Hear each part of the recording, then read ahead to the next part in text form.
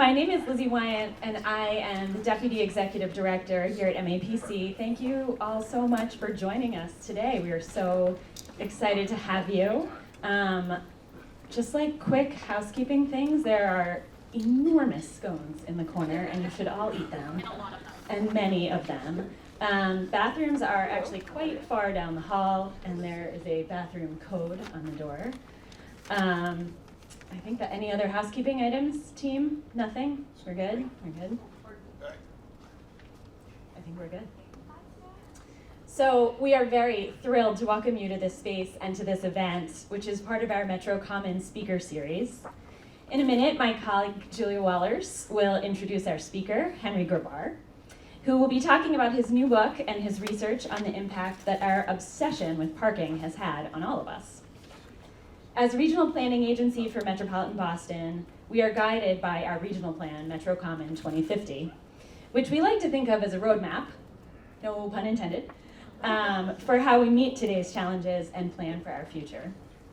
We envision a future where our region is more resilient and equitable, and that starts with all of us. This event came together with the help of quite a few MAPCers, most of whom are here today, who first met Henry after he cited MAPC's perfect fit parking work in his book, which is work that we started almost 10 years ago at MAPC. I'd like to call out a few of my colleagues for special thanks, if you guys could just wave your hands. Nochur and Julia Wellers led the charge to put this event together, with the support of Eric Barraza, MAPC's transportation director, tall guy in the back. Special thanks to Amanda Bellis, Amanda Linehan, and David McDonald for getting the word out so we could have a completely at capacity in-person event. Eric Hove, our Director of Strategic Initiatives, who keeps us on track with MetroCommon, because he wrote it, and on budget with events like these. And our entire operations team, thank you for making sure that all of our critical details were taken care of. As I was preparing for these welcome remarks today, I listened to an interview that Henry gave with Terry Gross of NPR, who lives in my hometown of Philadelphia. And in the interview, Henry mentioned that every time he gets in the car to go somewhere, he immediately is thinking about where he is going to park. And at the time I was listening to the interview, I was driving in my own car, listening to the interview with one earbud in, just the one, I was safe. And I was driving faster than was reasonable in order to avoid the look from my 9-year-old when I was the last parent at gymnastics pickup. If you are a parent, you know this look. I see nodding. And I thought to myself, as you so often do when you're in that situation, and especially when you work for a planning agency, there has to be a better way. But the beauty of working for a planning agency is that we can imagine and implement a better way. We can change the way that we think about our land use decisions and focus instead on people, on neighborhoods, and on communities. And that is what we do every day at MAPC. I'm so excited for all of us to hear from and learn from Henry today. And I'm pleased to now welcome MAPC's Assistant Director for Transportation to offer a formal introduction to Henry and kick off our program. Thank you, Lizzie, and thank you all for joining us this morning for this very exciting in-person event here in downtown Boston. Feels good to be back, right? As Lizzie mentioned, I'm Julia Wellers, and I'm the Assistant Director of Transportation here at MAPC. I think it was just shortly after I joined the team at MAPC this past summer that the idea for this event, or something like it, first came to be. It started with a podcast where a few of us heard an interview with well-known journalist Henry Grabar about his new book, Paved Paradise, How Parking Explains the World. Now, if that title alone doesn't hook you in, maybe the fact that it references the work MAPC has done through our Perfect Fit Parking Report will. We reached out to explore a collaboration with him, and upon learning that he was spending the year in Boston as a Loeb Fellow at the Harvard Graduate School of Design, we realized we would be able to do something in person. And so, here we are, one of my favorite event venues in downtown Boston, on a beautiful sunny day. As Lizzie mentioned, MAPC's MetroCommon event series has been somewhat quiet since the onset of the pandemic in 2020. With growing attention towards our state housing crisis and its many implications for our cities and towns, and the role that planning tools like zoning can play in addressing that crisis, We created this event as an opportunity to learn about how one of the most frequently overlooked but deeply impactful and widely cross-cutting elements of that planning can shape real community outcomes: parking. Most of us in this room are probably already aware of the weight that the issue of parking holds in decisions around land use, particularly housing. In some cases, it can literally make or break a project. At the same time, the way we plan for it yields far-reaching impacts on the way our communities grow, the shape our neighborhoods take, and the behavior of or quality of life for the people who live in them. Long story short, parking matters a lot. And if nothing else, Henry's book captures that. Knowing that so many of the cities and towns MAPC serves are deep in the throes of zoning processes to reflect the MBTA Communities Act and unlock other means of increasing affordability while addressing traffic congestion and meeting climate goals, we thought an event focused on parking would be particularly timely. It's worth noting that Henry Grabar himself is not a planner. He is, in his words, a journalist, author, and researcher who thinks about cities. Since 2016, he has been a staff writer at Slate, where he writes the Metropolis column with a focus on housing, transportation, and the environment. His work has also been published in Architect, The Atlantic, The Guardian, Harper's, The New York Times, The Wall Street Journal, and other outlets, and he has produced podcasts for Decoder Ring, 99% Invisible, What Next, and other shows. His research on French colonial architecture, which I find very interesting, after 1962 was also published in the journal Cultural Geographies. He was the editor of The Future of Transportation Anthology, and is of course the author of Paved Paradise, How Parking Explains the World, which was published in 2023 by Penguin Press, and is the inspiration for our event here today. If you haven't read the book yet, we have a copy at the registration table and a QR code that you can scan to purchase a copy. And if you brought your own copy today, Henry will be available after the program to sign it and maybe even take a picture with you. This book was awarded the New Republic Book of the Year Award, the New Yorker's Best Books of 2023, and made the shortlist for the 2024 Zocalo Book Prize. We are so grateful to have Henry Grabar here with us today, and it is my great honor to welcome to the podium to begin his keynote presentation. Thank you, Henry.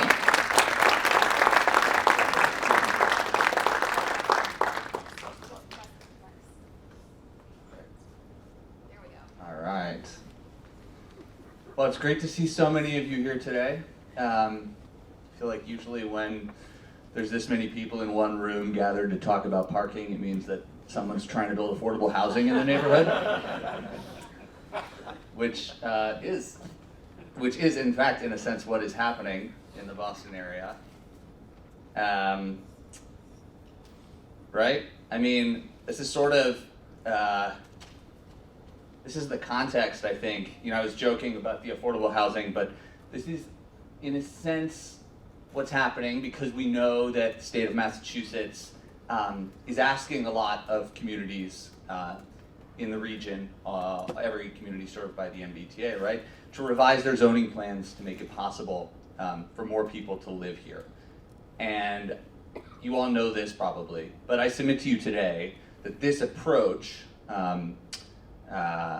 your approach to parking, is going to be an integral determinant of whether this project succeeds. And when I say that, I mean the approach to parking is going to determine whether MBTA communities succeeds with local voters, convincing voters that this is a good idea. It's going to be important in determining whether it succeeds in building housing and affordable housing at that.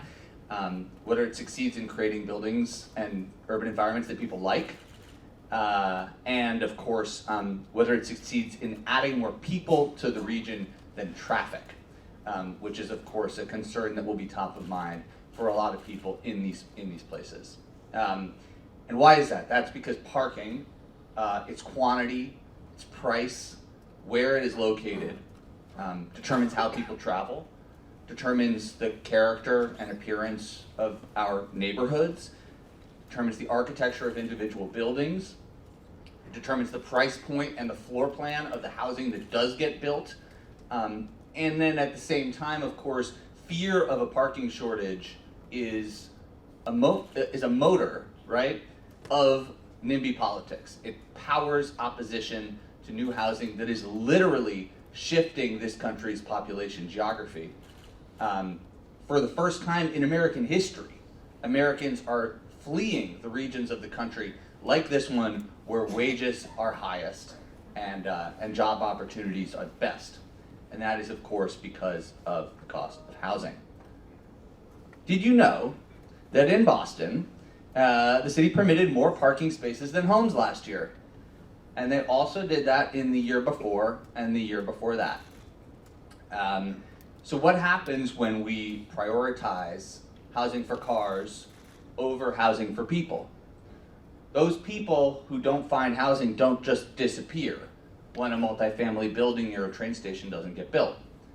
They just move to a place like this, which is no shame on a place like this, but what happens when they move here is they buy 2 cars instead of 1, and they spend twice as much time driving every day, and they contribute to the disappearance of a landscape that used to look, in this case, like that, which is the miracle of Google Street View, that I was able to go by this project, be like, huh, wonder when that got built, rewind and see what it used to look like. Or worse yet, of course, they moved to Florida, Texas, or Arizona, which might be all right if these people were, you know, your enemies, but some of them may also be your friends, family, and colleagues. So, how did we get into this situation? There was one surprise for me when I started working on this book about parking. It was that parking was once the subject of intensive study, discussion, and deliberation. There was a real interest in getting things right.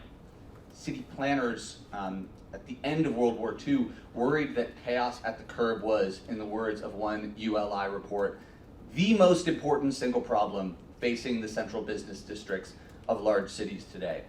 And if you can't read what is written on this LA Times cartoon from 1945, you can see this gigantic gorilla is labeled as the parking problem, threatening to destroy the metropolis.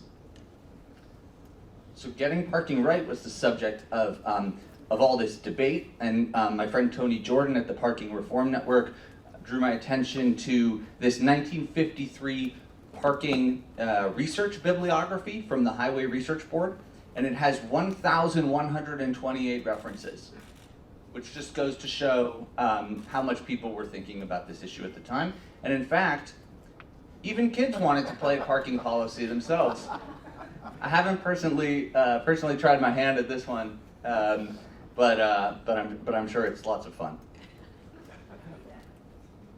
Now, of course, 20 years later, all of this intellectual activity around figuring out how to price parking, where to put it, etc., was as dusty and forgotten as the parking shop game itself.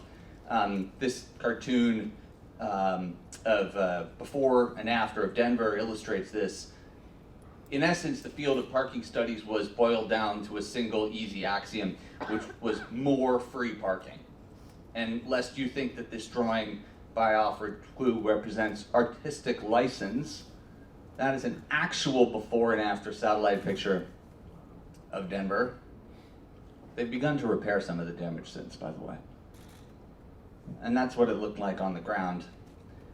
So cities and towns chose to focus on increasing the supply of parking, lowering its price through subsidy and mandate, in a doomed attempt, we can see now, to match the parking standards that were available at that time at the mall.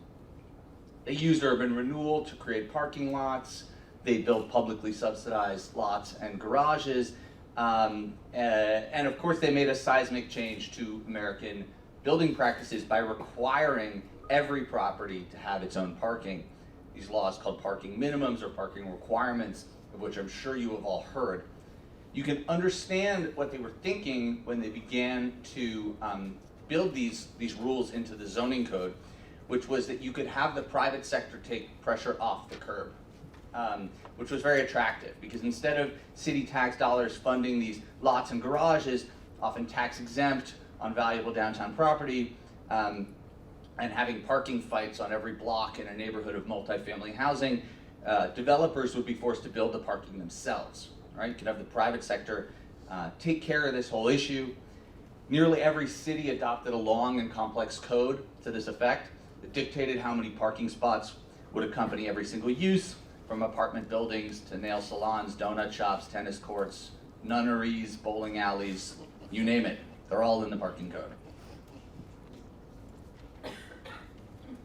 Now, the pursuit of a perfect parking space has, in essence, what do I mean by that? When I say that, I mean free, convenient, and available parking at every destination has basically turned our urban environment from something that looks like this into something that looks more like that. Boo. And our commercial neighborhoods from something closer to this to something more like that. So, that's the bad news. Now, the good news, of course, is that we are in the midst of a parking science renaissance, thanks to the pioneering work of Donald Shoup, pictured. Don is a professor of planning at UCLA, and he wrote The High Cost of Free Parking, which came out in 2005, and it has achieved the kind of influence that I think most every scholar dreams of, really. It's inspired students to study parking, activists to question the status quo, architects to experiment with their designs, city planners to rethink streets, and developers to re-examine their pro forma. And I think I at least have the sense that this is becoming a topic of more mainstream conversation, not just parking, but parking, zoning, sense that we've prioritized cars over people in the urban environment, to the extent that even the governor of North Dakota has been talking about this, and recently went viral on Twitter for doing so. So, if it's made it to North Dakota, it's made it also into, NPR recently did a big story about parking. Brookings did an event about parking recently. And Pew Research recently asked Americans if they would support flexible parking requirements in support of more housing. And as you can see here, according to this Pew survey, 62% of Americans say that they should allow owners and builders to decide how much off-street parking to build in the interest of supporting more homes. Now, I don't know if they called anybody in the Boston area, but the point is, we're asking the right questions. So parking, so hot right now, but why? I think there's two main reasons that explain this. The simple answer is that we're in this sort of unprecedented crisis of both housing and transportation. Those expenses today make up more than half of the average American household budget, which I think is a first, or at least a first in 100 years.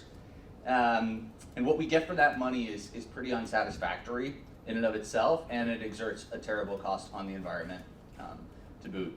And parking, because it lies at the intersection of travel and land use, has a powerful effect on both housing and transportation. And crucially, unlike building codes or tax laws, it's something that we can change at the local level pretty much overnight. So, which is kind of interesting, and I think it's one reason that it's drawn so much interest from activists, is that it's really something that you feel like you can change, and you can.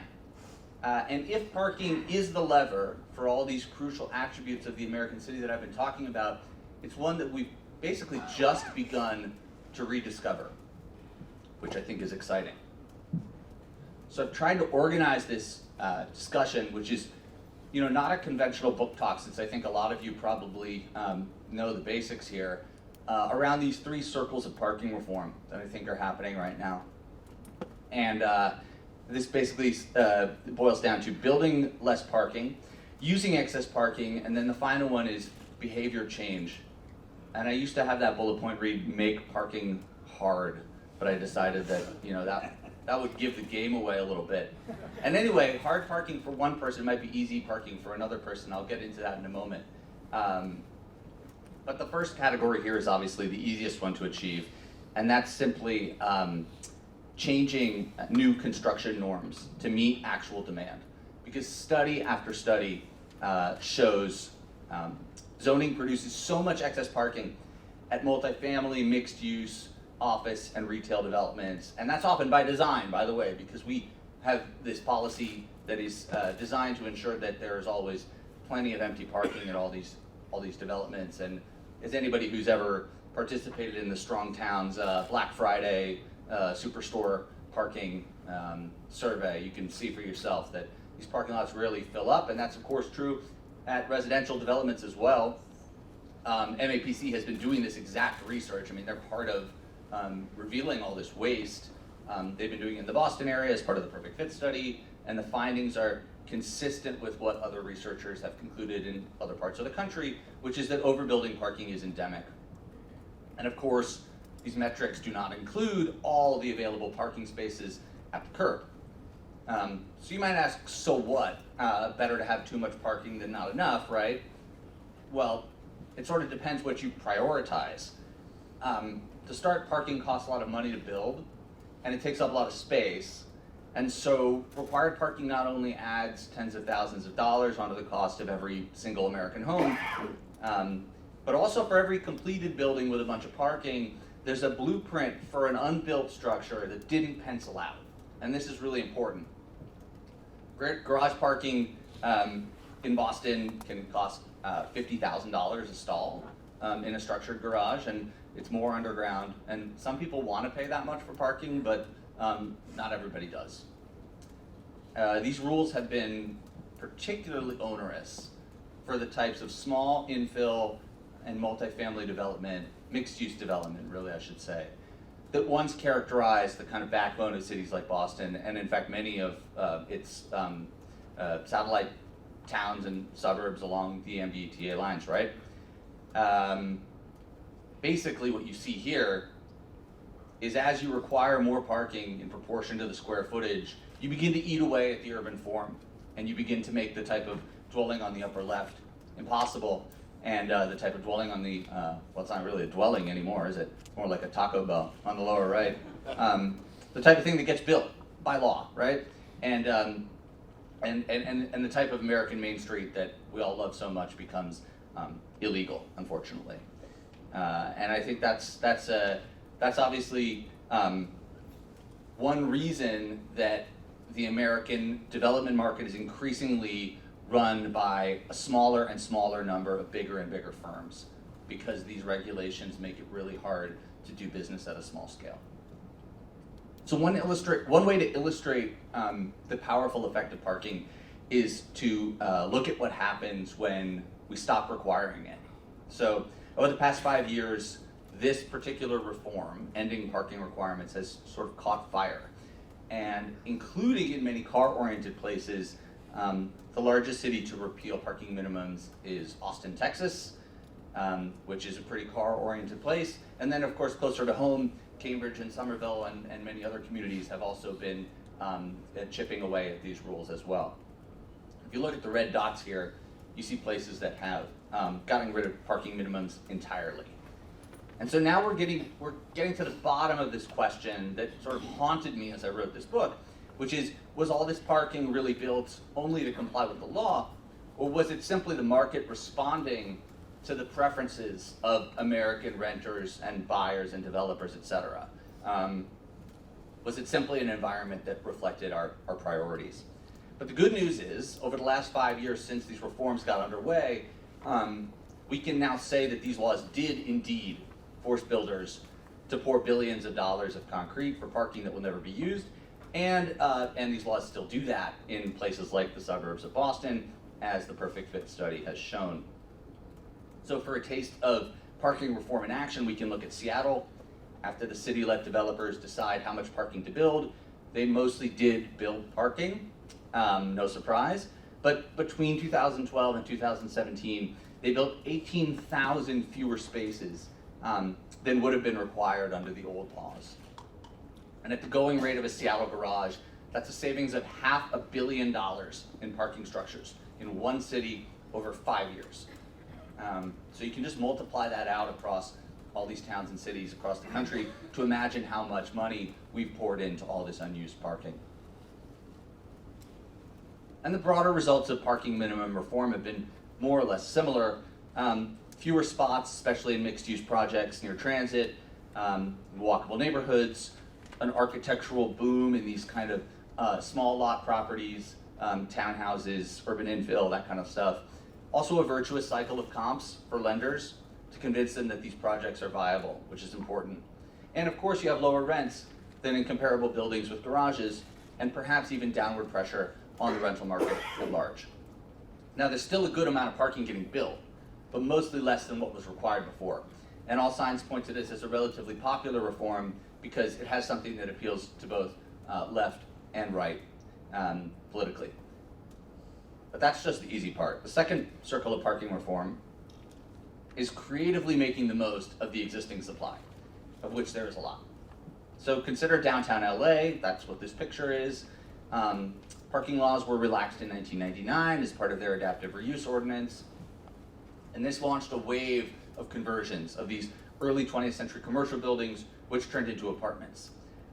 Now, where did they park? It's downtown LA. These were new apartments hitting the market.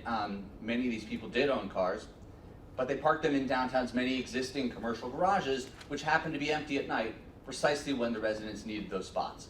So there was a kind of symbiotic relationship there, where the city was able to take advantage of all this unused garage space, and I think that's something that might be applicable to other downtowns as well, where garages tend to be empty, especially at night, but not only at night. And there's a sort of decentralized corollary to this, which is the development of accessory dwelling units in suburban houses. This is also from Los Angeles, but this is a reform that's happening all across the Sun Belt, and I think could happen across the Northeast as well, where people are converting their garages into homes or building small homes in their backyards. Where do they park here? Well, they park at the curb, which in many neighborhoods is a pretty underutilized parking resource that's just sitting there. And then, of course, there are companies that are trying to put all this empty parking space into service, like Parkade, which does something like this at buildings, helps them manage their parking supply, and also Spot Hero, which aggregates available parking for drivers who are looking. Spot Hero founder John Lawrence told me when I was working on this book, he said of Chicago, it's not that there's not enough parking, it's that there's too much and you don't realize where it is. I think about that a lot. Because of parking minimums, parking is balkanized between these different uses, and it's not shared. Parking at the train station probably isn't available to the residents who live nearby, and parking in the apartment building, of course, isn't available to people who are going to the movie theater, and parking at the movie theater isn't available to people going to the courthouse, and so on and so forth, even though a lot of these uses are being used at different times. So that's not very efficient, and of course, contributes to this, and this is true of the curb, by the way, as well, right? Parking at the curb isn't available at night to many people. And this is something that contributes to this sense that there can simultaneously be a ton of parking in the urban environment, but it can feel scarce, like there's not quite enough of it, because it's not shared. And then, of course, the most powerful claim on parking waste comes not from cars at all, but from everyone who would pay a higher price for that precious real estate. And I think we all saw this at the start of the pandemic with the street restaurants, including here in Boston. Restaurants reconsidered the value of these parking spaces that had up to this point been considered absolutely essential to doing business, and they just said, you know what, no, this is actually better used as space for eating and hanging out, and there have now been studies of this. In Toronto, parking spaces that had previously generated $3 million in revenue instead generated $181 million in customer spending, and they also, of course, brought life back to the streets in 2020 and continue to do that in places where they're still around now, where this arrangement has been made permanent. And the picture on the right is Philadelphia, and they actually have one of these on every block now, so pretty cool. Which brings me to the last circle of parking reform, the one where I think people yell at you the most, which is changing behavior through parking policy. Now, you work your way through enough of the excess parking and you stop building quite so much, and at a certain point, you need to start reforming the free-for-all, right? You need to, at this stage, I think an actual limit on the parking supply makes people less likely to drive to work and less likely to own cars in the first place. So earlier I talked about building to meet demand, but that concept has a limit. It's flawed in a way because parking demand is flexible. It's much more flexible than planners have typically assumed, and it depends a lot on how much parking costs and how available it is. And then we have some recent experiments, again, that demonstrate this quality. Here you can see the results from a study of San Francisco. You can see this is a San Francisco housing lottery, which allots apartments to people, and some of those apartments have parking built into the building, and some don't. And what you see is, irrespective of the income of the households or where the projects are, the buildings with more parking lead to higher rates of car ownership than the buildings without parking, holding all else equal about the sites in question. Which is important, I think, if you're, for example, a region that's considering building a lot more housing, but you don't want to create a lot more traffic. And in fact, there's so much subsidy for parking that it can be hard to even get at the answer to this question, how much we need, what is the true amount? Like, here's a model from the Federal Highway Administration, lest you think that the source is biased. And now they show by what percentage Boston's traffic would decline if employers who provide free parking had to offer their employees a transit pass and an equivalent monthly cash bonus if they didn't use the parking. This policy is called parking cash out. It's been proposed, I think, in Massachusetts and in other places. And the FHA says that traffic in Boston would fall by 10% in a scenario in which people who didn't drive to work at workplaces that offered free parking, if those workplaces offered them a kind of a cash bonus to not drive, equivalent to the value of the parking. Now, if this cash out were distributed by day rather than by month, for every day you didn't drive, you got a little cash, the traffic in Boston, they think, would fall by 20%. And in fact, we have a real world example of this policy being tried here in the Boston area. MIT recently changed the way it charges for employee parking. Rather than paying by the year or by the month, making everyday parking a sunk cost that you've already paid for, they now pay for parking by the day. And that means that employees save money for every day they don't drive to work. They also get free transit passes, bonus. And the share of employees driving alone fell by 8% in 2 years, and MIT was able to close an aging 370 space garage without creating a replacement. Now, of course, a lot of this is happening in the public sphere as well.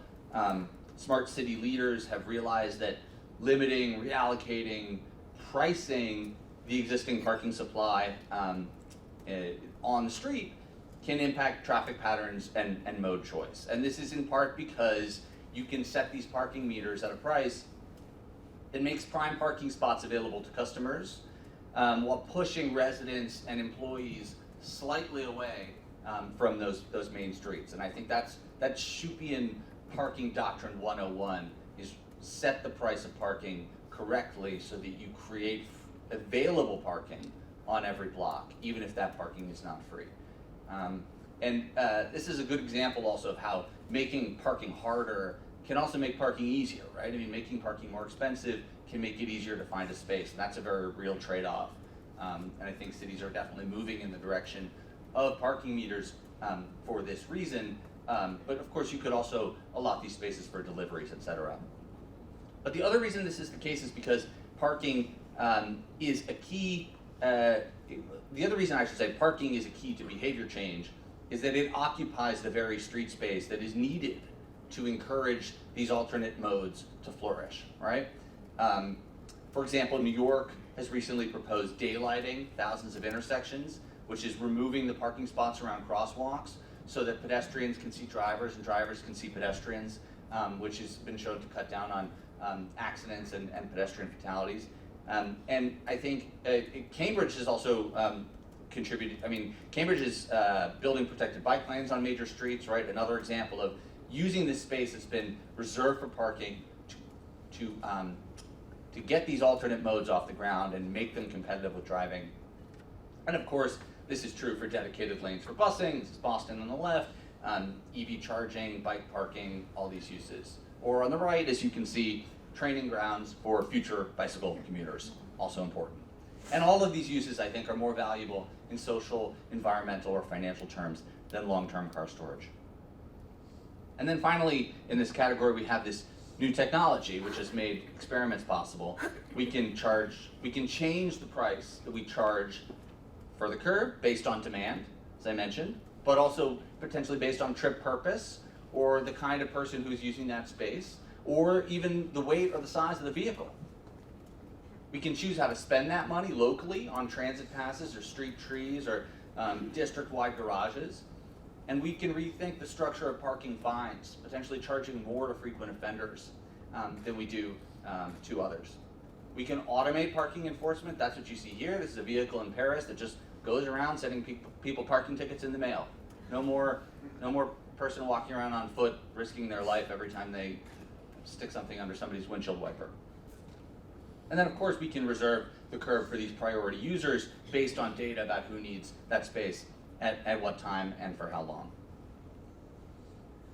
So if there's one thing that I hope you take away from this, it's that parking demand is elastic, and it really depends on how much you build. The more parking you build, the more people will drive, and the less you build, the less they'll drive. And this sort of upends the conventional wisdom of the 1950s, and it's important information for the Boston region right now, because if we require a bunch of parking to accompany all this new housing that's getting built around MBTA stations, we will end up with bigger, uglier buildings, fewer, more expensive units. We will ensure that the people who live in those buildings buy cars and use them, adding traffic to the region as we add population. We will cement the idea, so intuitive in the minds of the region's NIMBYs, that new residents means more traffic and less parking, and that is reason to say no to new neighbors. And we'll confirm this idea that new neighbors come in parking-sized packages. And I think that would be bad. And if I were to distill what I've learned in talking to people about parking since this book came out, from Paris to Houston, it would be that there's basically widespread acknowledgement that our current development paradigm is not good. And that's, I've illustrated that here on the bottom track of this trolley problem meme. But there is also fear that any change to the status quo might provoke a parking fight, which is what you see on the top track. And it's precisely the responsibility of making a shift in these perilous parking politics that I think is holding elected officials back from changes they know are for the best. And an illustration of this fearful mentality is that even the places that have reformed their land use in the form of getting rid of parking minimums have been very reluctant to touch the policy of regulating the curb.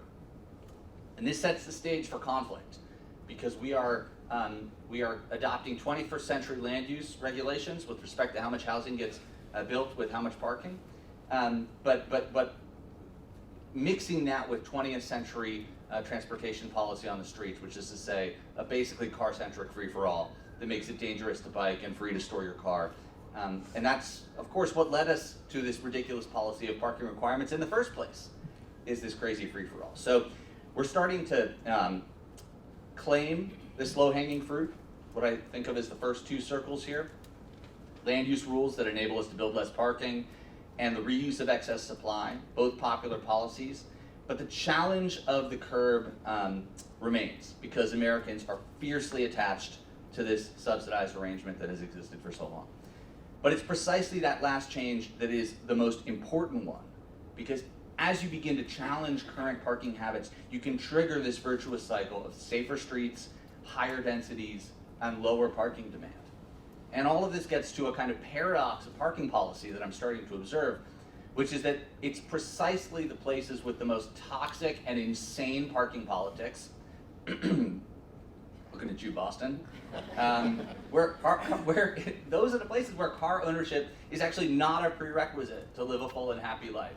And so there is this kind of irony that we can get rid of parking in Austin, Texas, but we still require it in Boston, and we still require it in New York City, right?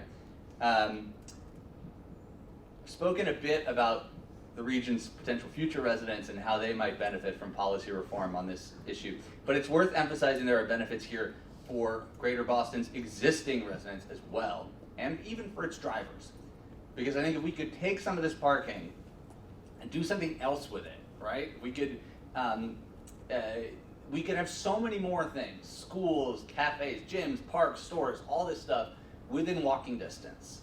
We could create tiny parklets like this one, patches of public space where older people and younger people and kids can sit and hang out. We can build bike lanes because nobody should die riding a bike. We can build these bump outs that I mentioned earlier so that nobody dies trying to cross the street. We can plant trees, shade the street, and restore patches of native grassland, which will draw in bugs and birds, but also ensure that stormwater gets soaked up before it floods people's houses.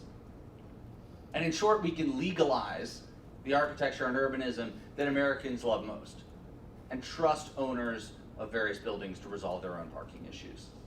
And by properly managing this public resource that is our parking on the street, we can stop the NIMBYism of Americans who see these new neighbors coming as first and foremost a threat to their parking spaces rather than potential friends and colleagues.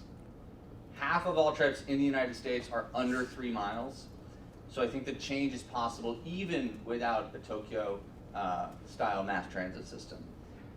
And I think if we're talking about the United States, Greater Boston is pretty much one of the best positioned places in this country to begin to make this change between the high quality of the urban environment, the existing transit system, and the strong demand for new housing. And the promise of this reform, right, is not to punish drivers. It's to free them. It's to liberate them from all this parking that has distorted our urban environment and our streets and our architecture. Because if we change the rules, how many more people could live in walkable places? How many people could live in a place where they could get by with 2 cars instead of 1? How many seniors could age in place in the type of flexible units permitted by this reform? How many young people could move out of their parents' apartments if we had this kind of a more flexible regime in terms of land use, housing, and parking? And how many neighborhoods freed from parking laws could grow into the kinds of places where people could walk and ride bikes to get what they need?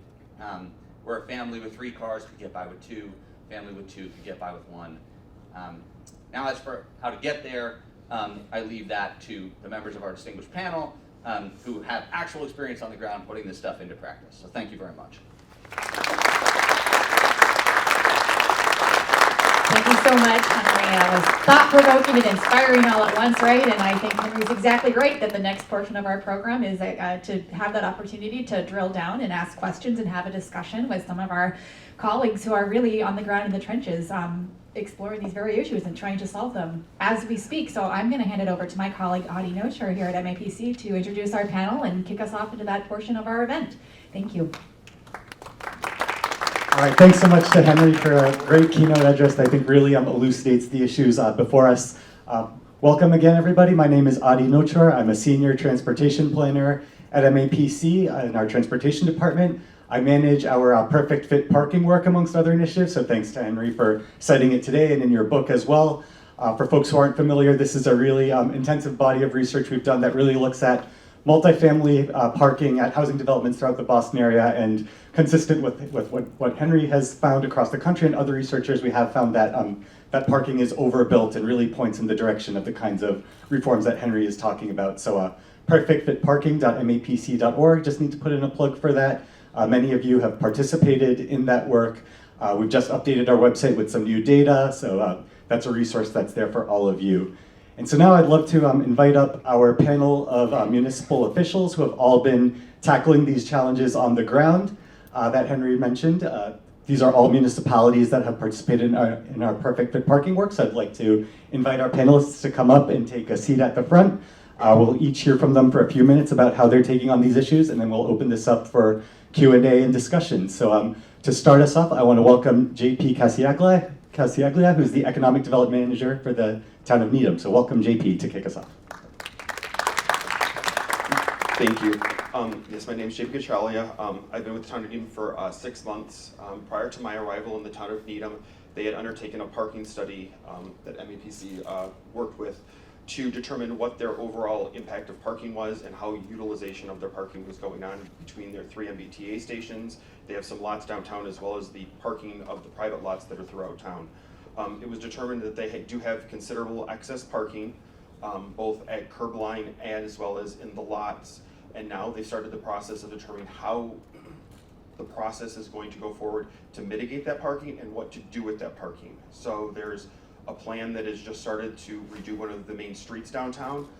It's going to be, the community's going to have to decide whether they want to keep parking on that area as an amenity or repurpose that space into areas for bike lanes, patios, play areas. Prior to Needham, I was actually based out of Detroit and worked for a community and much more suburban community than really downtown, but we went through and basically in our central business district didn't necessarily get rid of parking minimums, but told developers, as long as you can prove to us you don't need the parking, we will work with you to allow you to do infill development, and it became very, very, very successful in that process. We had another development where the developer did not want to build parking because he felt that he didn't need it. We have some, I would say, more stringent like water retention and lot rules in Michigan. So it was oversized detention lots. So what they did is they decided they were going to work with the town and they banked the area. So they took 5 acres, never got developed, sat there for the time. Once it was determined that was perfectly, parking was utilized on that site, then we allowed them to build onto that parcel another development. So it gave community buy-in because the community saw that if the parking wasn't going to happen, if the parking was necessary, it could be built. But after it was determined it wasn't necessary, you could build on that lot and it was a benefit for the community.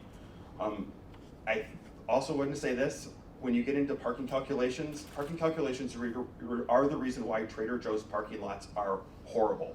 Because a Trader Joe's averages about 5 times the sales per square foot as what a traditional retail space does. So therefore, you take the 10,000, you times it by the 4 spaces, you get 40 spaces, that's what it is. But in actuality, that place is going to generate 5 times that. And I'm not advocating for larger parking lots, but when you have these definitive rules for what a parking space is based on use, those are the type of problems you have. So it's far better to look at developers and listen to them because they will know the community and they will know that if they're building this housing development that has 6 units, they may only need 3 parking spots based on the fact that the studio units may not actually have parking at the price point that they can charge to make that unit work.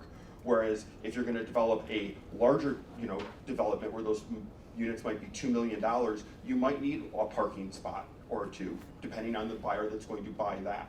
So they're not all bad. I know some people have issues with developers because we always feel they're trying to take advantage, but sometimes they have really good data on the forecasts and the trends that are going on in the market.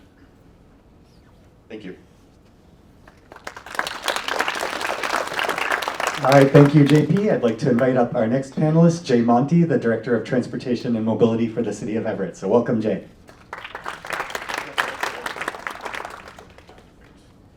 Hey everybody, Jay Monty, I'm the Director of Transportation for the City of Everett. And I'm going to take a few minutes to talk about an ordinance we passed 3 years ago now. It was called a Transportation Demand Management Ordinance. And the meat of it was to replace parking minimums with transit and multimodal mitigation. And prior to advancing this ordinance, we did some study looking at just how is our development shaping out, how are our transportation trends. Everett fares okay in terms of non-vehicular commute share. So it's less than the state average, but it's also double Cambridge and not quite double the city of Somerville and Boston.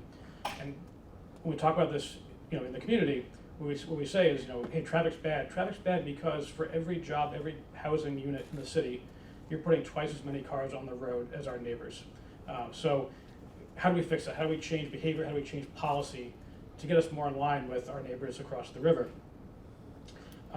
We had a terrible trend happening where we're seeing a lot of development, and there's been a lot of talk about some of the bigger projects in Everett and some of our big development areas, but we're also seeing a lot in our downtown districts too.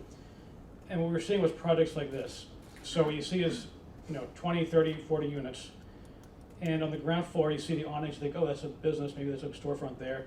The entire ground floor of this project is a parking lot. It's a parking garage. This project just displaced 3 businesses when it was built. There was a single-story building here before, and now it's all parking. And what I've told our planning boards, our city councils, I've said, look, if you go down this road, we will cease to have a business district in the next 10 to 20 years. It won't exist because you will have replaced it with parking. You see a lot of these around the suburbs as well, these podium structures, the entire lot paved over. We have a huge flooding problem in Everett because we are a very dense city. This doesn't help, right, when you pave your whole lot for parking. It's also just aesthetically not beautiful. When folks look at this, they think, is it really kind of the building I want in my neighborhood? So we did a few things with this ordinance. So, again, our goal was to reduce drive and commuting, support our downtown business districts. It was also, to reduce uncertainty with development because there was not a single project that could build the number of parking spaces that zoning required. So they would all go to the zoning board of appeals. They would all spend a lot of money, a lot of time, and it was kind of a crapshoot. Like maybe they get their variance, maybe they don't. So we wanted to reduce that uncertainty, make it more consistent. And I think for the residents, for our folks who already live in Everett, we wanted to use this as an opportunity to work towards other city goals, whether that was affordable housing, whether that was green space, and bringing more businesses to our downtown. So the way that the ordinance works, the most critical piece of this is we transfer compliance with parking requirements from the Zoning Board of Appeals to the Planning Board. This sounds like a small change. It is huge because in order to get a variance from the Planning Board, you have to show that you have a hardship that prevents you from developing your property, versus the Planning Board can make a more subjective decision.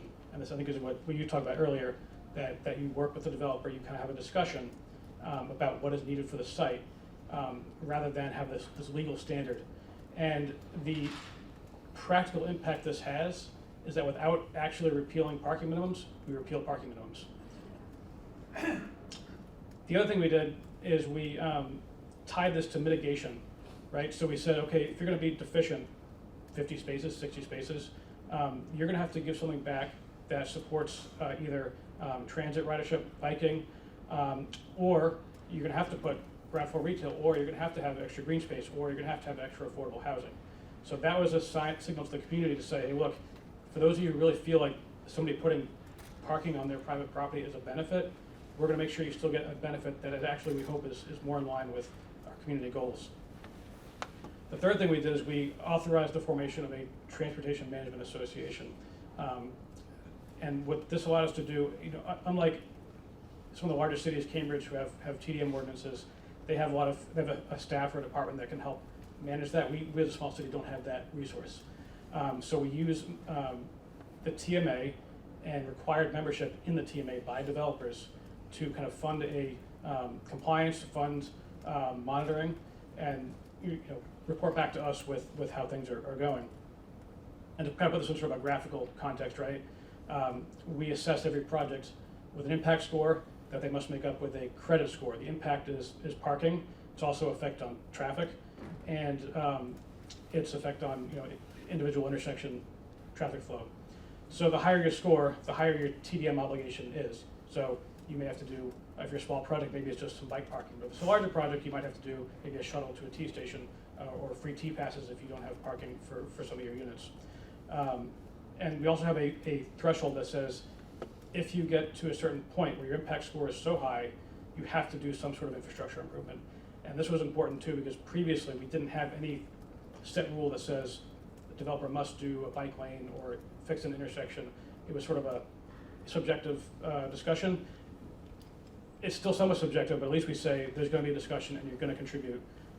And through that threshold, we've acquired right-of-way for bus lanes. We've got intersection improvements, bike lanes, quite a bit actually that we've been able to get back to the city.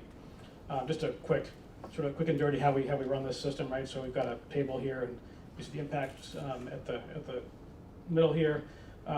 These are some of the credits at the bottom. So in this case, this was a development that had, this is a theoretical example, not a real example.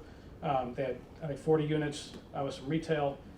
They were short 50 parking spaces, so we say, okay, your impact for that is 10 points, and you can make that up by doing some bike parking, T-passes for your residents, and blue bags on the property.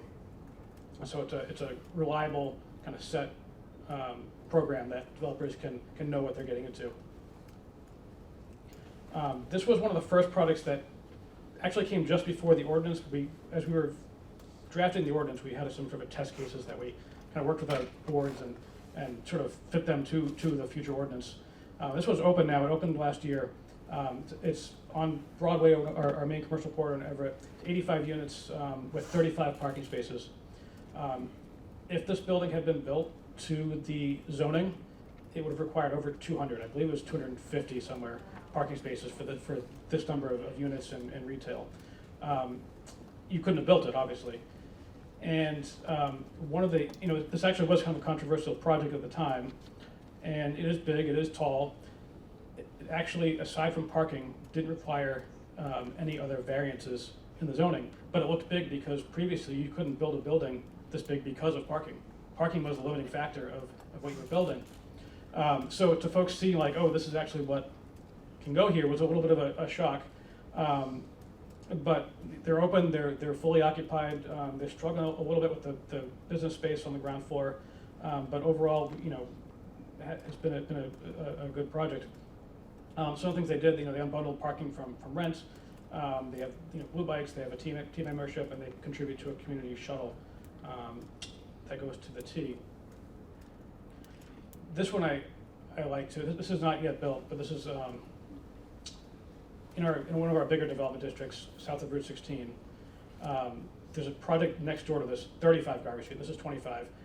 35 Garvey Street was a 500 unit large-scale development.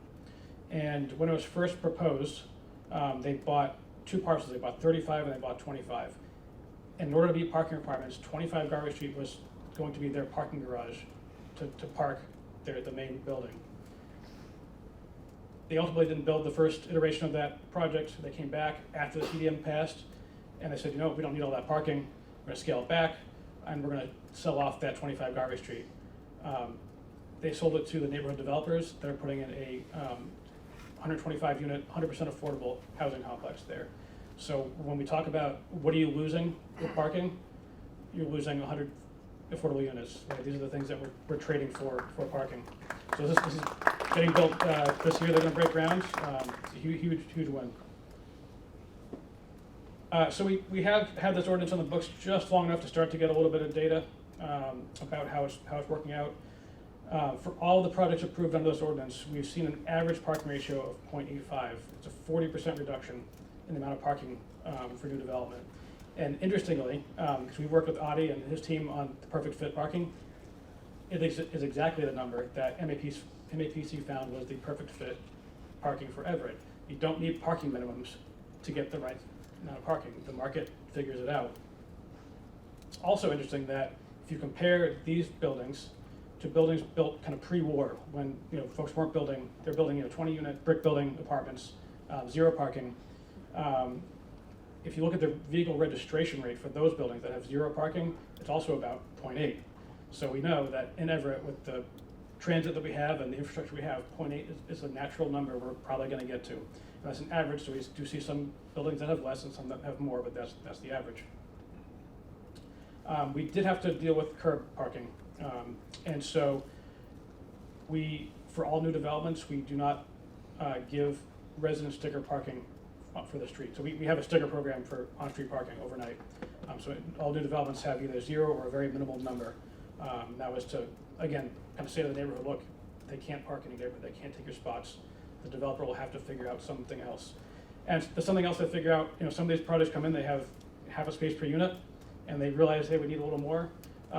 We've been sort of guiding them and leaning on them to say, hey, look, that commercial space across the street, I think he's got some parking overnight. You might call him up and see if he can rent some spaces. That project, the 600 Broadway that I spoke about earlier, they actually rent a handful of spaces at a property down the street. So just some highlights, so 40% average reduction in new parking.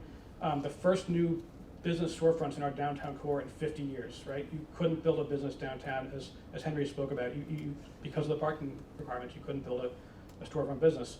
Now we're seeing some of that come around. 20% decrease in impervious surface on development sites. All green space is coming with these projects. We're launching our first TMA shuttle this summer between Chelsea Station, our downtown, and Sullivan Square. And rents. So this is a big one too.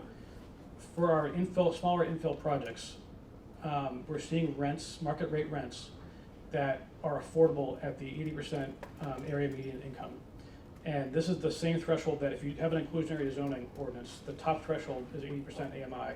So we're producing market rate units at a rent that otherwise would require an inclusionary zoning affordable housing clause. So we've I think demonstrated that this is pretty effective in reducing rents. We've got about 4,000 units permitted under this ordinance and 2,000 in active construction, with about 1,000 of those completed. So.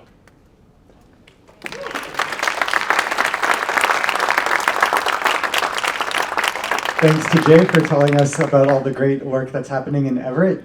And now to round off our panel, I want to invite up Sarah Lewis, who's the Director of Planning, Preservation, and Zoning in my home city of Somerville. So welcome, Sarah. Thank you. Well, I guess I don't have to introduce myself. I will say that Planning, Preservation, and Zoning, PPZ, we love our acronyms, is in the Mayor's Office of Strategic Planning and Community Development, OSPCD. I don't know that that makes it any easier, but that's how we refer to ourselves. So Brad Rawson, you all may know, is our Director of Mobility within OSPCD. But one of the things that I wanted to talk about today is Somerville's only 4.5 square miles. Let that sink in a little bit. So we tend to talk more about land uses and infrastructure rather than actually about parking itself. So unless we develop, sort of carefully integrated solutions, then we're simply going to be causing more problems. And we have to enable development in our little tiny city to, it's prescribed in our comprehensive plan that we're trying to create a culture of density without driving.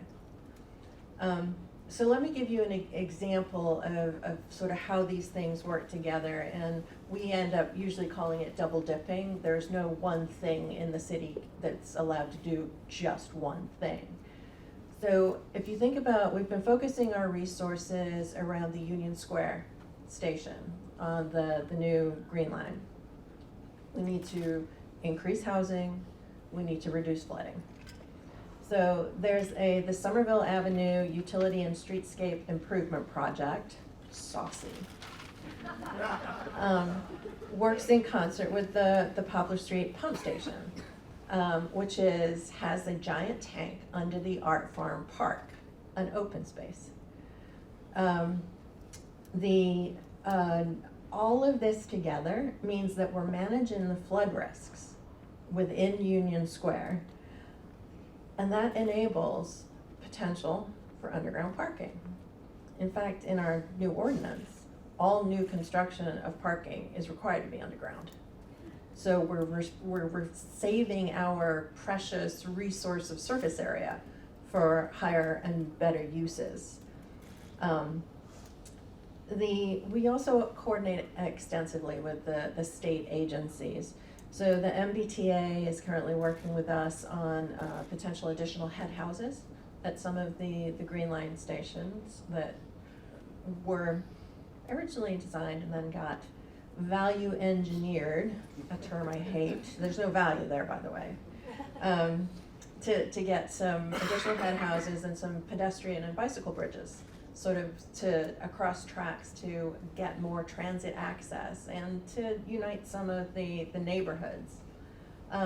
We're also still working with MassDOT to actually ground McGrath Highway. So it has to stay elevated where it crosses the tracks, but once it comes into Somerville, the idea that that could be an urban boulevard, make for safer pedestrian crossings and unite the Union Square and Brook Bottom neighborhoods is something that we're still on their CIP, so we're hopeful. So I want to stress again that Somerville is only 4.5 square miles, but we have 80,000 people in that 4.5 square miles. So without the intense coordination between, the city and the state, as I've mentioned, but also our development partners, we're not even gonna get to some of the programs and policies that we have in place. So our bike network was just released, the bike network plan.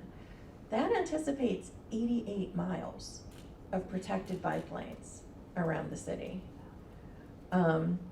We've also, sort of the complete streets ordinance, and all parking, when it is provided, is required to be unbundled from the lease costs. So effectively, all parking that is provided is public parking.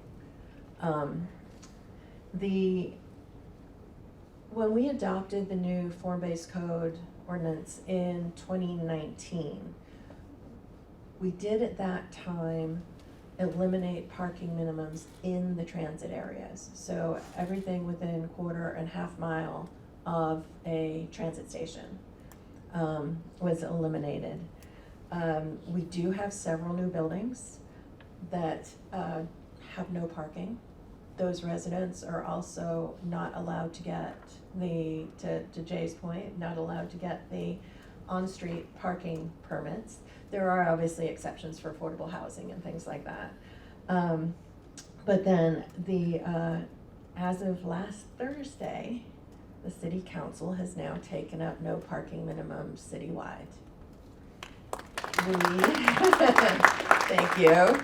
Right now, it was just a conversation with the city council. So if you really want to grab some popcorn, stay tuned for the public hearing on that one, because that's going to be coming soon. The live stream. So, yes, it is. So thank you all.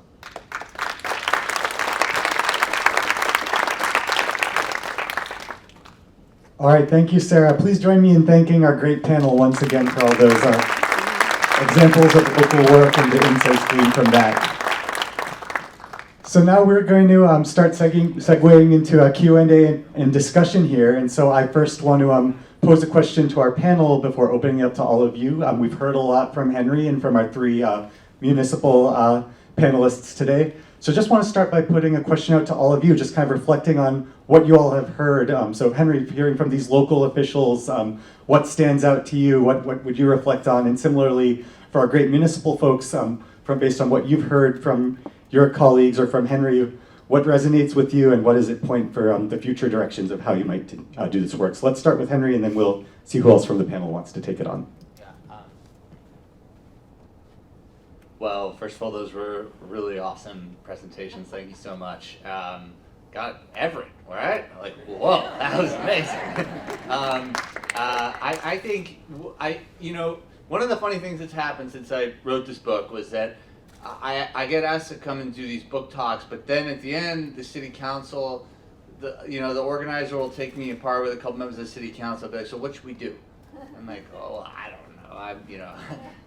I'm not a parking consultant. This is an actual job people have, and they could probably help you figure it out. But they are so at sea that they have no information about anything that's happening, right?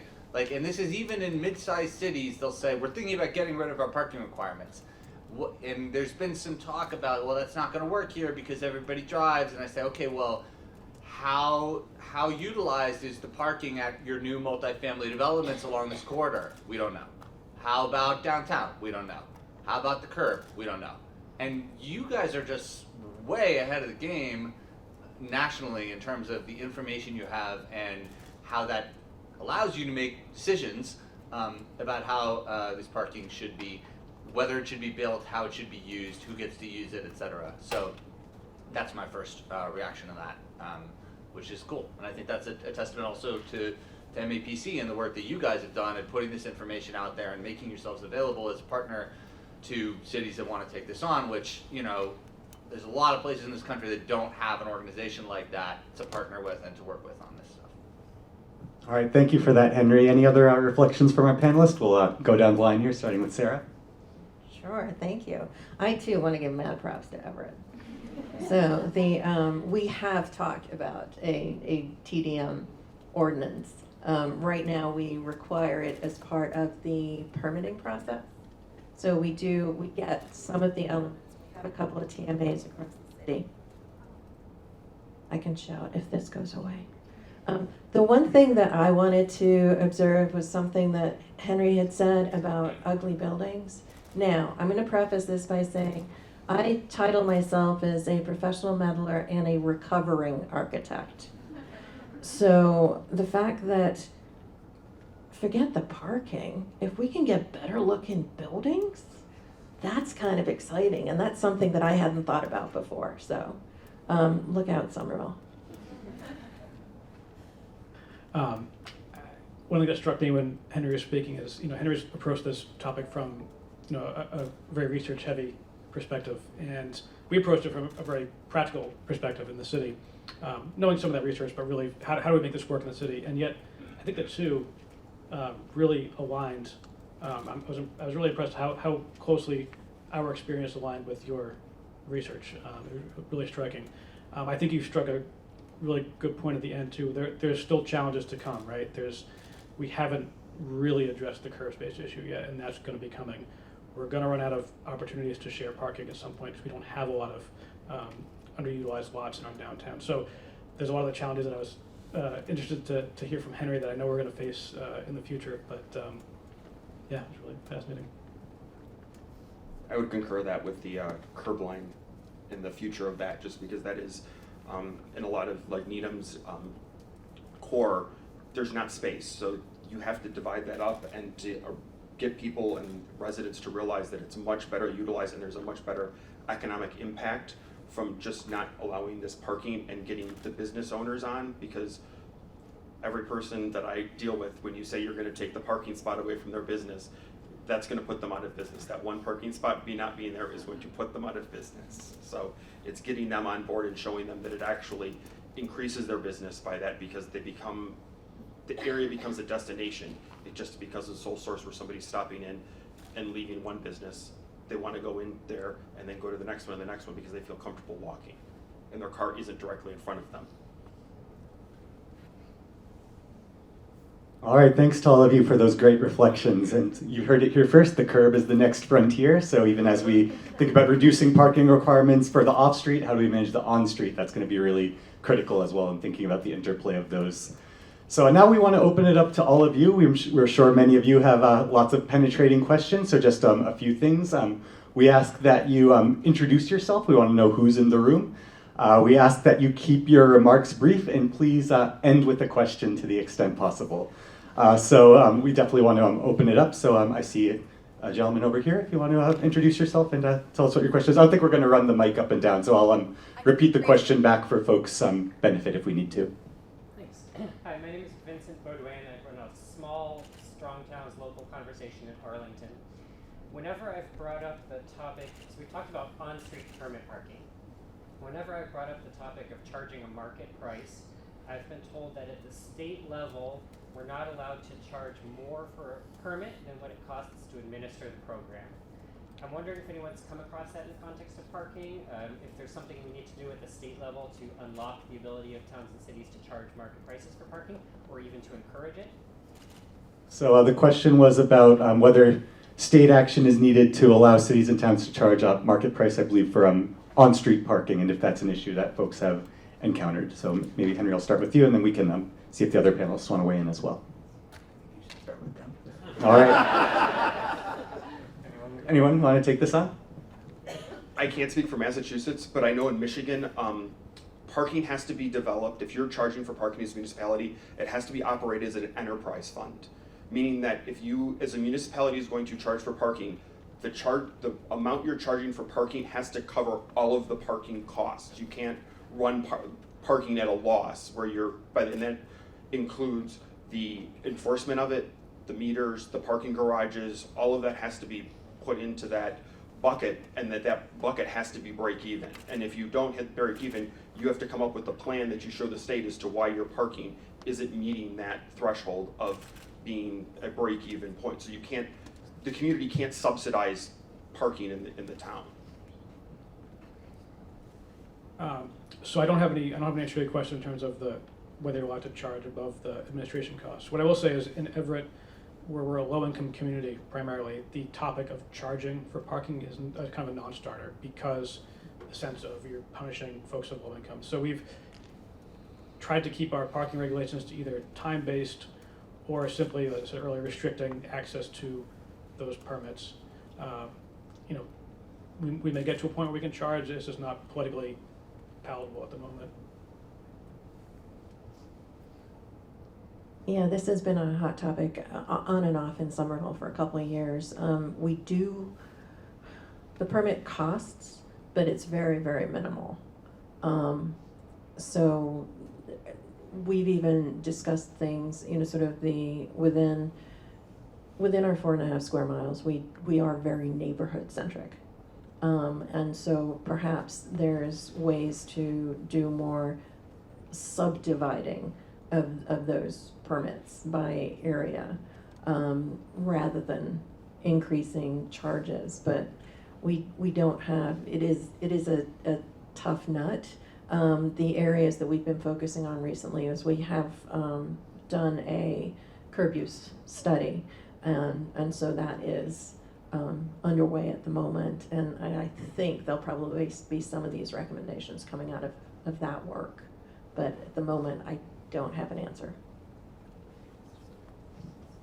I also don't know about Massachusetts state law, but I said this to Vince beforehand, and I'll say it now to the rest of you. I feel like we're going to see more of the types of policies that are happening in Somerville and Everett, where new multifamily buildings are permitted, they don't include parking, and the residents of those buildings don't get to participate in the permit program and park their cars on the shared public right-of-way. I don't know if that's fair exactly, because they pay taxes same as everybody else. Why shouldn't they have a right to this public space that everybody else has a right to? But if that's what it takes to get more housing built in the greater Boston area, then I'm willing to accept it. However, down the road, I do think you're going to get to a point where there is a market price associated with those permits, whether or not it's the government policy to set that price. Which is to say, if you have 10,000 people living in buildings where they're not entitled to parking permits, and then you have 10,000 people with parking permits that they get for $30 a pop, there's going to be a market there. I don't know if the state is going to, or the city is going to be involved in it, but it does seem like there will be some horse trading that happens at some point. All right, I see a question in the back over here. Well, I can probably tell you about the state law that says you can't charge more than the cost of administering the program. I'm Heather Hoffman. I am from East Cambridge, which I think of as the ATM of the city of Cambridge, and they don't acknowledge that people live there. And the deal, according to the legal analysis of the city of Cambridge, which was even discussed at last night's city council meeting, if you charge more than the administrative cost, it goes from being a fee to a tax. And taxes require the permission of the sovereign, and they are not keen to encourage that. Okay, thank you, Heather, for those comments. I see a question from Mark Drazen, our executive director. Thanks. First of all, thanks to everyone. Henry, thank you so much. Thanks to all the panelists. We really appreciate it. It's been a very enlightening conversation. I feel like we're coming up on like the 20th anniversary of the Shoot Manifesto. And I've seen a lot of change in the nature of the opposition to these policies over the past 10 years, I'd especially say 5 years. And I'm drawing from the experiences we have at MAPC, but I'm also drawing very personally from the experiences we've had in my neighborhood in the Roslindale, but one neighborhood to the southwest Roxbury, where these issues have been very tense.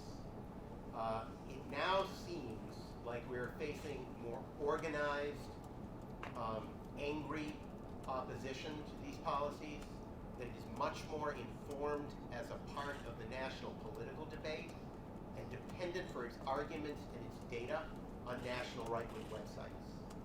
And it creates a situation where the discussion is extraordinarily tense, and it's very difficult to break through one side or the other because people are so fixed in their positions. And mayors and other elected officials have to be very brave if they're going to move some of this stuff forward. And you know, we've been lucky, Mayor Wu, some of the other mayors and managers that are represented here and elected officials have been brave, but not everybody is. I'm wondering, Henry particularly, because you look at this nationally and internationally, if you have any thoughts or suggestions of how to address the current nature of opposition, and whether or not there are some strategies that are more successful than others. Thank you. So just to repeat the question in case folks couldn't hear, Mark was asking about the changing nature of opposition to some of these reforms in recent years and strategies to get around that. So we'll start with Henry and then pass it off to the rest of the panel. That's a great question. I sort of have a running, when I talked to Clay Grubb, who's a developer, and he's based in Charlotte, North Carolina, and he's had some success there doing clever things with parking, and he was sort of joking with me that he has two presentations. He has the Red City presentation and the Blue City presentation. And one of them he's like, freedom, you do what you want with your property. You don't want to build parking, you don't have to. They can't come tell you what to do. And then the other one is like, the earth is melting and we need more affordable housing and all that. So I think he's found a way to navigate that. But of course, there is something very visceral about don't take away my parking space that really cuts across our traditional partisan divides. I think to a certain extent you can make every one of these arguments to these people and they're still going to say, I don't care, I want my parking space. And I think the solution to that is just that these policies should not be decided at the local level. And I think that's the realization that the West Coast is coming to, where we've seen California and Oregon now, and maybe Washington as well, basically come in to cities and say, you're not going to require parking around transit, you're not going to require parking for multifamily affordable housing, and so on. And Oregon is now, I think, prohibiting parking requirements in most of its cities, just full stop, from a state administrative rule. Henry, can I just ask one quick follow-up on that? So what are we seeing in Texas and Florida and North Carolina? Are they coming in and saying localities cannot make these changes because they're not consistent with the state's very red perspective on these issues, or do we not see that? That's a great question. Nothing in Texas yet. Florida has an interesting YIMBY law that I don't think concerns parking, but concerns like development on major corridors. I don't know. I've as a journalist, I've always been skeptical of the idea that conservatives are YIMBYs ready to hatch because their politics theoretically align with the idea that there should be fewer restrictions on growth. Because the reality is, well, I don't want to make it too political. I'm skeptical of that idea. The governor of North Dakota, as I mentioned, has gotten a lot of attention for his pro-strong towns policy, but of course, North Dakota is not Florida or North Carolina. You don't have that level of density or suburban developed suburbs or dense cities that you have in those places. So, TBD on that. Montana has been a leader on this. Colorado's a blue state, but it looks like they might do something interesting pretty soon. So, Thank you. Anything else our municipal panel wants to add on local opposition and strategies to get around it? So one of the key pieces of our ordinance was that we didn't actually eliminate the parking minimums. We used the zoning board of appeals mechanism, and that was strategic, right? Because I knew we were not going to vote at the city council. You're about to have a discussion in Somerville. It's going to be a lot of fun, right? I'm sure you're looking forward to it. We weren't going to go there. And so I think the way we structured it instead was to say, actually, for those of you who think you're losing something, first, number one, we're not saying they don't have to build parking. We're just saying we're going to change the way we determine how much parking they build, right? Which was a little bit of a sleight of hand, but it worked. But the other piece was, what do you all want? And you all want affordable housing, and you all want to revitalize Everett Square, and you all want more contributions from these developers. There's no other mechanism other than this ordinance in the city right now that allows us to do that. And about a year ago, there was a project that came before the planning board, and it was in a residential neighborhood, but that particular parcel was zoned as part of a business district because it was on a busier street. And it was a single-family house that was being proposed to be torn down and replaced with like 20 units, and the neighborhood freaked out. And so the opposition that has become more organized in Everett to development in the last couple of years tried to pin it on the TDM ordinance because they said, well, if they had to comply with parking, you couldn't build 20 units there. And so there was a threat for a couple of months where a couple of councilors were actively trying to repeal the ordinance. But when I went up and we had the discussion was exactly what I said earlier, which was we can administratively extract now whatever you want from a developer and using parking as that bargaining chip. If you want to repeal the ordinance, you lose all of that. What ended up happening was they wanted more from the developers. We actually strengthened the ordinance from councilors who initially wanted to repeal it because they realized actually this is our tool to get more. And that was a big buy-in. You can say it's unfair, you can say that that's, how much is enough and what's fair, but that was the buy-in that folks who were skeptical really needed. And I think we're going to go through a few iterations of this. We have a new council this year. There's, again, one or two councilors who I think want to poke at this issue. But I think if we have to go through it again, I think we'll end up either with a stronger ordinance or exactly where we are. I would just concur that it's getting buy-in from the community, and each one you do gets easier.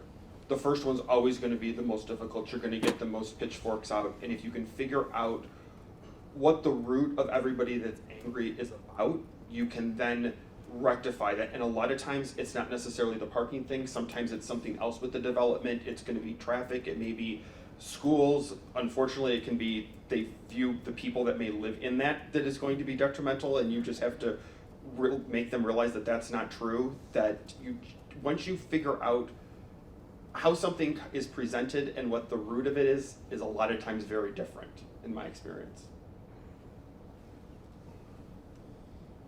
All right, we have time for a couple of more questions. I apologize, we won't be able to get to everybody here. We'll take Stephen in the front, and then we'll maybe do one more in the back over there. Hi everyone, my name is Stephen Larrick. I'm with MAPC. I actually started my career as a planner in the small city of Central Falls, Rhode Island. Actually, even higher population density than Somerville at one point. Maybe you've surpassed us. But so one of my proudest accomplishments was eliminating parking minimums on Broad Street and Dexter Street, or two main thoroughfares there. And I think key to that was actually talking to small businesses and hearing from, in particular, a Venezuelan arepa restaurateur who found out he had to tear down the building next to him to put up more parking if he wanted to open his restaurant. And telling that story to our city council became really key to changing the narrative. And I think in all of your presentations, I've heard some of these anecdotes, and they seem like really powerful moments that we could all kind of keep in our pockets to kind of make this human scale and tangible for folks who might not understand the kind of abstract ideas of it. So whether it's like 125 units of affordable housing going on a site that didn't require parking, and that being possible. So I guess I'm just curious, in all your research, Henry, in particular, across the nation or kind of the local officials here, in the actual kind of rubber pavement work of talking to folks, what are some of the anecdotes that stand out to you on the impacts of parking, whether that's something that couldn't be done or something that could be done as a result of parking reform? So the question from Stephen was, what are anecdotes that folks have heard in their experience about how parking reform unlocks some of these possibilities on a local level? So we'll start with Henry and then pass it off to the panel. Well, I hate to be like this is in my book guy, but I do feel like I took all the best anecdotes I had about bad parking stories and I put them in the book. But the larger thing I'll say is I agree with you that these human stories are super important, and the reason that they're difficult, they don't come to you so easily because canceled projects pretty soon become invisible if you don't keep track of what happened, right? That arepa owner can't open the arepa shop, he moves to another city and opens the arepa shop there, or he moves to some other state, and that story vanishes from your city, right? And so I think that's why it's really important, as you were saying, I just underlined, to draw attention to that stuff, because it's the same thing with stories about affordable housing, right? It's like sometimes hard to appreciate the need because those people by definition don't live in the place until that thing gets built. So we're dealing with some of this right now in Davis Square. So we are working on the commercial area plan update. And of course, on Elm Street, one of the big ideas that has been put forward is pedestrianization of Elm Street in Davis, getting a lot of support. We're dealing with the same thing with the small business owners going, how is anybody going to get here? So one of the things that we've done as part of that study is sort of look at the larger area. There is Harvard Vanguard over by the Davis Head House on Holland Street. And I'm talking like a local, sorry, so I'm hoping people know where I'm referring to. There is public parking in that structure. Hardly anybody knows that that's there and that's available. There are, sort of smaller lots tucked all around the square, but it's overcoming that, but it's not right in front of my store factor. And so to sort of some of the things that JP was saying, it's making the case that it's a destination. It's a, sort of, we all use the term park once, but what does that really mean for people? I think it's one of these things that we're working on right now, is trying to get into more human terms than the, sort of, I stood up there and threw acronyms all around. That's the worst thing you can do in a public meeting. So it's trying to get, so we have not solved it yet, but that's going to be one of the big broad brushes that we're going to see what happens in Davis as that moves forward. I think we've had those discussions sort of on different levels and sort of in unexpected ways. We haven't had the opposition from business owners. In fact, we have a lot of small immigrant-owned businesses in Everett who want to expand, want to do more with their property. Even longtime Everett residents who want to do more with their property, who, on the one hand, might have been in the more parking camp, but when they realize, hey, I could upgrade my building in Everett Square, realize, oh, this is great, I can actually do it, and they've been sort of a positive audience to this. It's sort of the neighbors who don't have a vested interest or feel like they don't have a vested interest in development that are the more organized opposition, right? That their street's going to get overwhelmed with parking or the traffic, or the usual things, right? And I think we're still struggling with, how do we bring something to them? We have said, we're bringing you more vibrant business district and things like that. The restriction on parking permits was another one that was sort of a give to them, but they're actually the hardest ones to win over. It for us is not the business owners, and it's not the property owners so much.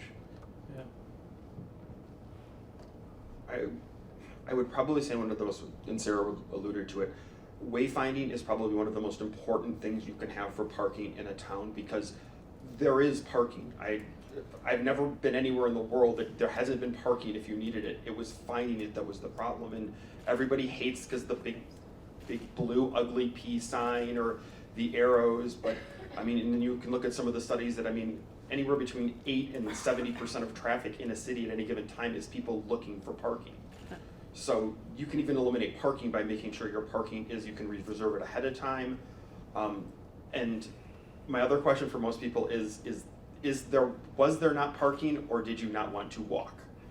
And it's also making sure that you have the pedestrian amenities, whether, in the Massachusetts area, having businesses put awnings in. So if the person does have to walk 2 or 3 businesses down and it's a drizzle rain, they're covered. They don't have to worry about an umbrella. Those are the little things that make people not worry that even when they do park, that they can walk to where they're going. Or if they don't have a car, that it's not they don't have to worry about that they have to walk a block because it's covered in awnings the whole way down when they walk to the grocery store, rather than what they used to do, get in their car, drive to the grocery store, and then just run inside.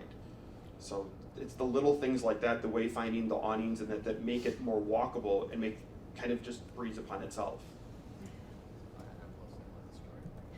Okay, I'll give you one anecdote since we all dodged the question. One story that I didn't get into the book was that in Austin, Texas, I went to a supportive living facility for disabled and formerly homeless people in Austin.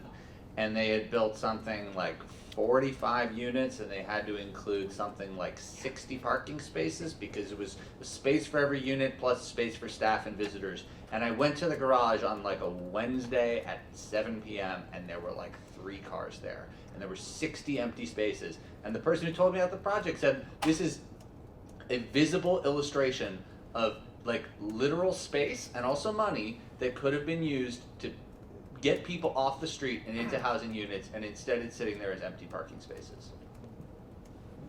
All right, thanks everyone for those comments. We just had one more question in the back, so please go ahead. I'm Jennifer Peterson, and I'm a community activist in Watertown. I've gone to a lot of development meetings and presentations. I'm wondering if any of you see any potential or have any experience of how to use or direct the traffic studies, which seem to be only, at least in my experience, directed at how do you manage all the cars and get them to maybe look at alternatives as part of the traffic study. Has anyone had any experience with that? So the question was if anyone has experience with how traffic studies can really point towards more of these alternative modes of transportation rather than just focusing on car traffic. So would welcome comments on that. Now this is where I'm going to do, I'm not the expert. I am not the mobility director. However, we do have, as part of our permitting process, when somebody does a traffic study, they also have to do pedestrian counts and bicycle counts.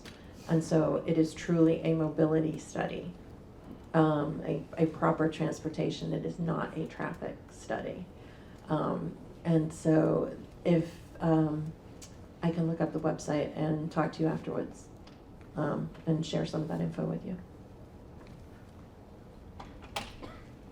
So with the exception of big projects, and by big projects I mean the Encore Casino or massive development projects, I'm actually leaning away from doing such comprehensive traffic studies. And the reason is that if you think of the way they're traditionally done, right, they look at, take a bunch of counts, look at a bunch of intersections, they say, oh, we're going to affect this intersection this much and that much, intersection the other that much more. And in a dense city, you can't add a lane. You don't want to add a lane, right? If the traffic study is going to point you to add some infrastructure for cars, most likely, even if you're getting folks on bikes and transit, you're still adding cars, and so the traffic study is going to point you to, expanding that car infrastructure. And since we can't do that anyway, we don't want to do that anyway, where we're trying to steer this is, and this is kind of why we have this credit system and debit system, which is, yes, we know there's going to be an impact. It's not realistic to think that you're going to fix the impact of those vehicles, but here are some things that will encourage people to get out of their cars and change their behavior. And the reality is that most residential projects, even ones that are 100 units, have a pretty minimal impact on traffic. It's different if you're an employer or you're, especially a shopping center, it's just pretty rough to deal with. But for most of the development that we're seeing, which is primarily residential, there's not a huge traffic impact, even with 200 or 300 units. And again, we don't want to see them blow up the roads. We want to see them put in bike lanes and things. So using that system to, they will do a transportation study, but the outcome of that will be primarily towards alternative modes. Yeah, I would kind of concur that in Needham, they do have some caveats for traffic studies. Previously, they're saying it's either so cost prohibitive because you end up with the tipping point. A developer comes in and there's been all this development. Well, he was the one that flipped the count over, and now he's got to do $20 million in road improvements, or so they just end up backing away from the project. And then you can do things which is really good, just almost like a mitigation fund, where then you can take those funds and spend it on bicycle infrastructure, walking infrastructure, and find out to develop that type of, community transportation.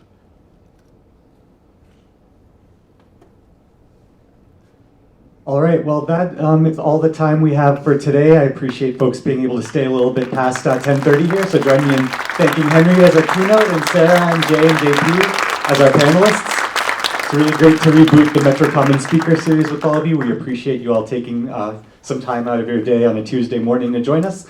So just a few words by way of wrap up. We do still have this room available for a bit, so if you're able to stick around, feel free to talk to your colleagues. You can approach any of us as MAP staff, show of hands for MAP staff who are here, as well as any of the panelists. Henry will sign your book if you have one, if you want to come up to the front. We will be sending out a feedback survey and some other follow-up resources in an email to all of you. We also have been recording this event on video. We just didn't want to tell you that in advance so y'all would show up, but we will be sharing out that video recording as well. And then that, again, Perfect Fit Parking is a resource for all of you to use in your communities moving forward, perfectfitparking.mapc.org. And please feel free to reach out to us at MAPC if there was a question you didn't get to ask today, or if you want to continue working with us on these issues. We hope you'll continue to engage with us, and you'll stay tuned for that follow-up email with some more resources and contact information as well. So thank you all again for joining us, and please join me in giving one more round of applause for everyone who spoke up here.